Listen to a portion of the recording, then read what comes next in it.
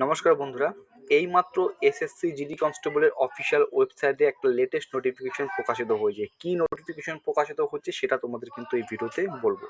তো দেখো, এই নোটিফিকেশনে তোমাদের প্রকাশিত হয়েছে যেখানে উল্লেখ রয়েছে যে constable GD in CAPF SSF and Assam rifle GD in Assam Rifle and Shepherd in Narcotics Control Board Examination 2022 uploading of final marks of candidates male and female for the state of Manipur। ঠিক আছে, তারপর যেটা এখানে বলেছে, the staff selection commission has declared the final result of constable in narcotics control board examination 2022 for the state of Manipur on 21/03/2024। অর্থাৎ staff selection commission final result declare করেছে মণিপুর রাজ্যের জন্য কবে? 21 March 2024।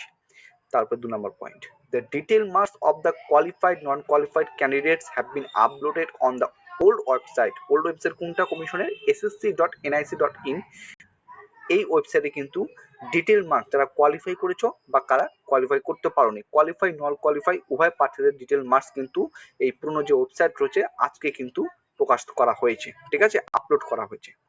Candidates may check their individual marks, প্রার্থীরা তাদের individual marks check করতে পারে by using their registry number and registered password. ঠিক আছে, পাসওয়ার্ড এবং রেজিস্ট্রেশন নাম্বার দিয়ে তোমরা অবশ্যই তোমাদের নাম্বার চেক করতে পারবে।